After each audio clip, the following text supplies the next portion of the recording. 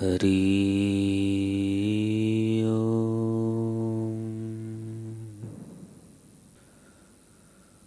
ओम श्री सद्गुरु परमात्मने नमः।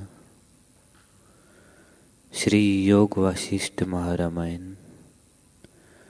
मुमुक्षु प्रकरण सर्ग 13वां। श्री वशिष्ठ जी बोले, हे राम जी, जिस पुरुष को शम की प्राप्ति हुई है वह वंदना करने योग्य है।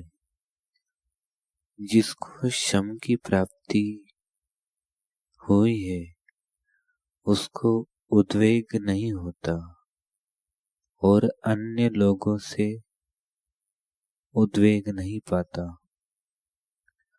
उसकी क्रिया और वचन अमृत की नाई मीठे और चंद्रमा की किरण के समान शीतल और सबको हृदयाराम है।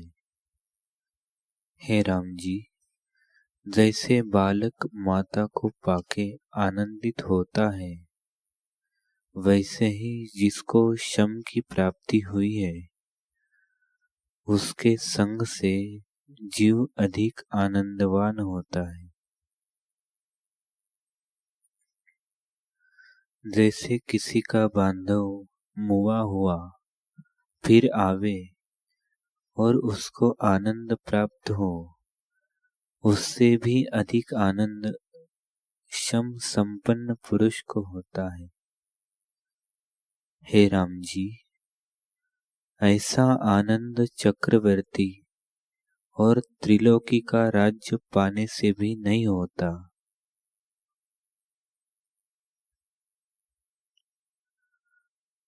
जिसको शम की प्राप्ति हुई है उसके शत्रु भी मित्र हो जाते हैं। उसको सर्प और सिंह का भय नहीं रहता, बल्कि किसी का भी भय नहीं रहता। वह सदा निर्भय शांत रूप रहता है। हे राम जी, जो कोई कष्ट प्राप्त हो और काल की अग्नि भी लगे तो भी वह चलायमान नहीं होता, सदा शांत रूप रहता है।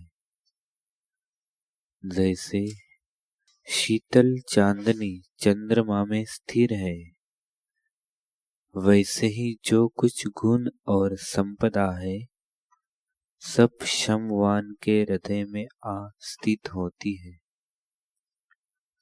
हे राम जी, जो पुरुष आध्यात्मिक ताप से जलता है उसके हृदय में कदाचित शम की प्राप्ति हो तो सब ताप मिट जाते हैं। जैसे तप्त पृथ्वी वर्षा से शीतल हो जाती है, वैसे ही उसका हृदय शीतल हो जाता है। जिसको शम की प्राप्ति हुई है सो सब क्रिया में आनंद रूप है। उसको कोई दुख स्पर्श नहीं करता।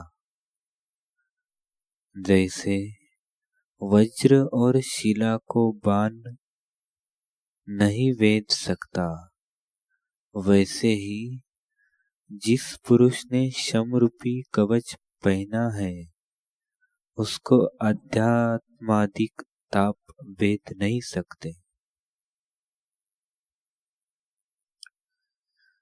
वह सर्वदा शीतल रूप रहता है। हे राम जी, तपस्वी, पंडित, याज्ञिक और धनाढ्य पूजा में मान करने योग्य है, परंतु जिसको शम की प्राप्ति हुई है सो सबसे उत्तम और सबके पूजने योग्य है। उसके मन की वृत्ति आत्म तत्व को ग्रहण करती है और सब क्रिया में सोहती है। जिस पुरुष को शब्द, स्पर्श, रूप, रस और गंध क्रिया के विषयों के इष्ट अनिष्ट में राग द्वेष नहीं होता, उसको शांतात्मा कहते हैं। हे राम जी, जो संसार के रमणीय पदार्थ में विद्यमान नहीं होता और आत्मानंद से पूर्ण है, उसको शांतिमान कहते हैं।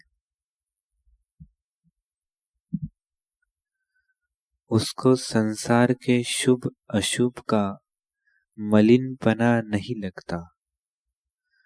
वह तो सदा निर्लेप रहता है। जैसे आकाश सब पदार्थों से निर्लेप है,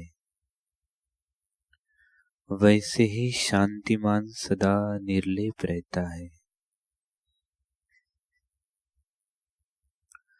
हे राम जी, ऐसा पुरुष इष्ट विषय की प्राप्ति में हर्षवान नहीं होता और अनिष्ट की प्राप्ति में शोकवान नहीं होता। वह अंतकरण से सदा शांत रहता है और उसको कोई दुख स्पर्श नहीं करता। वह अपने आप में सदा परमानंद रूप रहता है। जैसे सूर्य के उदय होते ही अंधकार नष्ट हो जाता है, वैसे ही शांति के पाने से सब दुख नष्ट होकर सदा निर्विकार रहता है। हे राम जी, वह पुरुष सब चेष्टा करते दृष्टि आता है, परंतु सदा निर्गुण रूप है। कोई क्रिया उसको स्पर्श नहीं करती। जैसे जल में कमल निर्लेप रहता है, वैसे ही शांतिमान सदा निर्लेप रहता है। हे राम जी, जो पुरुष बड़ी राज्य संपदा और बड़ी आपदा को पाकर ज्यों का त्यों अलग रहता है, उसे शांतिमान कहिए। हे राम जी, जो पुरुष शांति से रहित है, उसका चित्त क्षण क्षण राग द्वेष से तपता है, और जिसको शांति की प्राप्ति हुई है, सो भीतर बाहर शीतल और सदा एक रस है। जैसे हिमालय सदा शीतल रहता है, वैसे ही वह सदा शीतल रहता है। उसके मुख की कांति बहुत सुंदर हो जाती है। जैसे निष्कलंक चंद्रमा है, वैसे ही शांतिमान निष्कलंक रहता है। हे राम जी, जिसको शांति प्राप्ति हुई है, सो परम आनंदित हुआ है और उसी को परम लाभ प्राप्त होता है। ज्ञानी इसी को परम पद कहते हैं। जिसको पुरुषार्थ करना है, उसको शांति की प्राप्ति करनी चाहिए। हे राम जी, जैसे मैंने कहा है, उस क्रम से शांति को ग्रहण करो, तब संसार समुद्र के पार पहुंचोगे।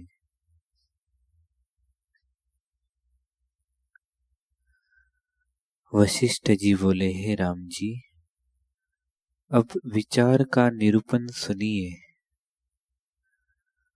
जब हृदय शुद्ध होता है, तब विचार होता है और शास्त्रार्थ के विचार द्वारा बुद्धि तीक्ष्ण हो जाती है।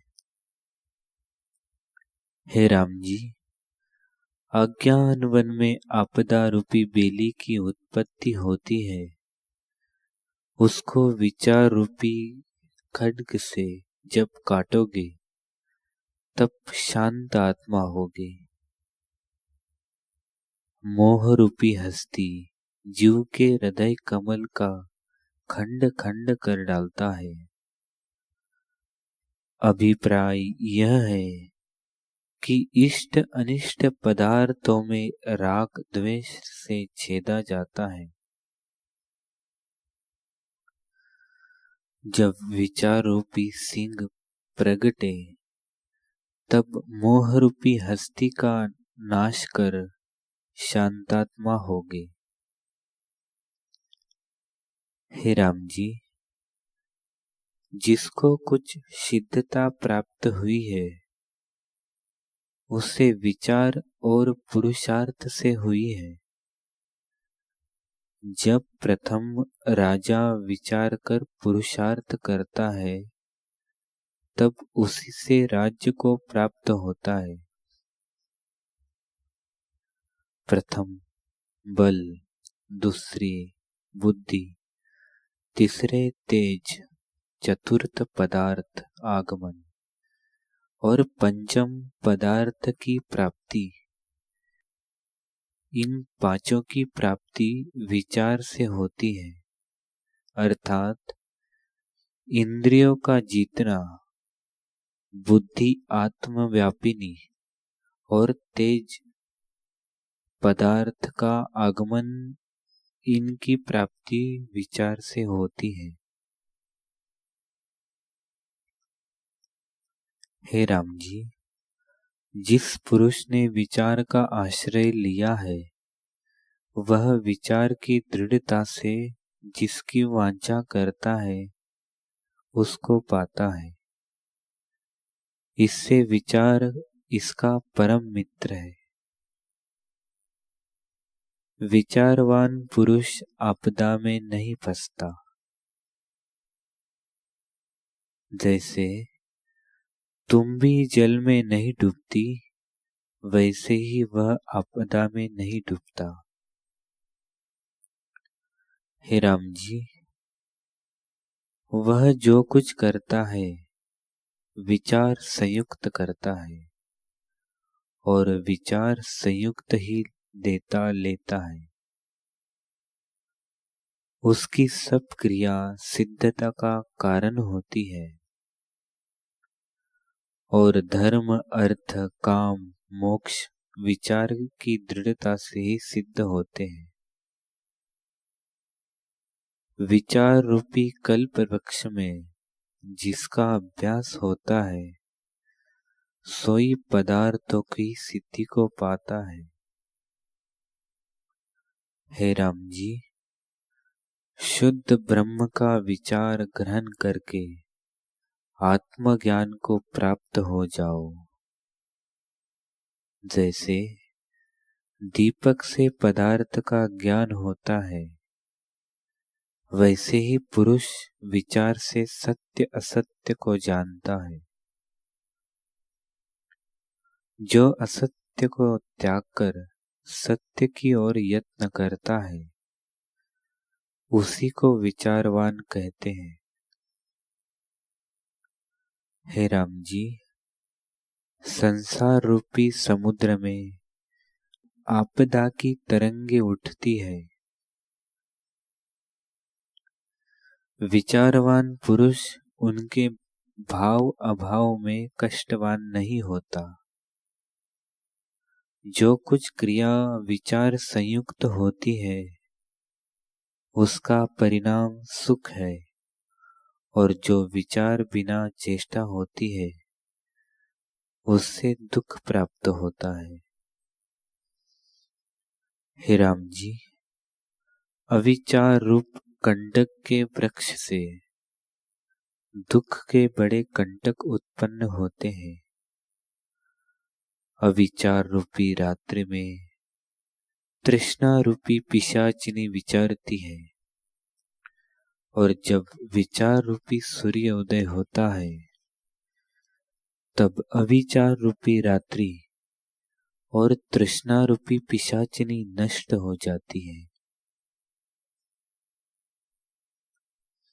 हे राम जी, हमारा यही आशीर्वाद है कि तुम्हारे हृदय से अविचार रूपी रात्रि नष्ट हो जाए। विचार रूपी सूर्य से अविचारित संसार दुख का नाश होता है। जैसे बालक अविचार से अपनी परछाई को वैताल कल्प के भय पाता है और विचार करने से भय नष्ट हो जाता है, वैसे ही अविचार से संसार दुख देता है और सत्शास्त्र द्वारा युक्ति कर विचार करने से संसार का भय नष्ट हो जाता है। हे राम जी, जहाँ विचार है वहाँ दुख नहीं है। जैसे जहाँ प्रकाश है वहाँ अंधकार नहीं होता और जहाँ प्रकाश नहीं वहाँ अंधकार रहता है, वैसे ही विचार जहाँ है वहाँ संसार भय नहीं है और जहाँ विचार नहीं वहाँ संसार भय रहता है।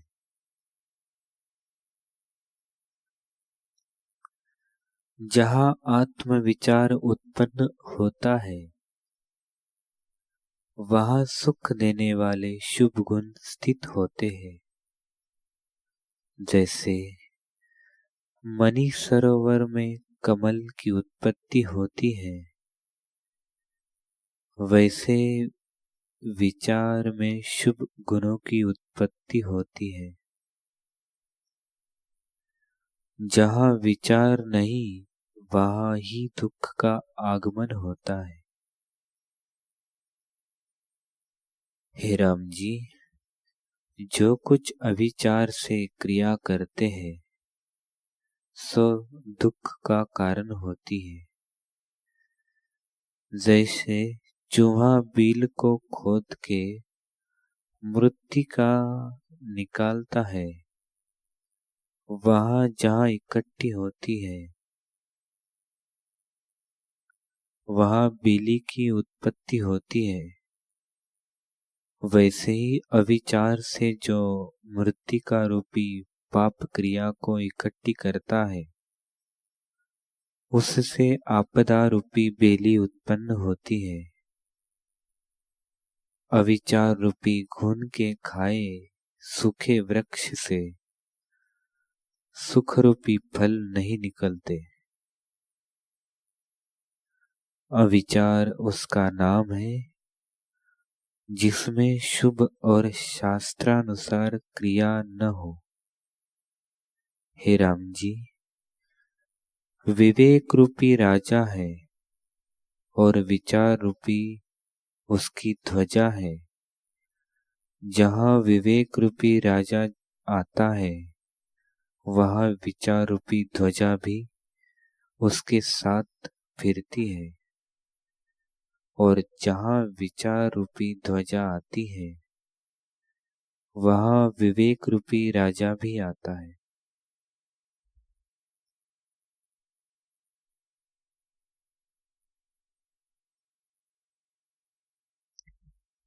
हरि ओम। ओम सहना भवतु सहनो भुनक्तु सह वीर्यं करवावहै तेजस्विनावधीतमस्तु मा विद्विषावहै। ओम शांति शांति शांति। श्री सद्गुरुदेव भगवान की जय।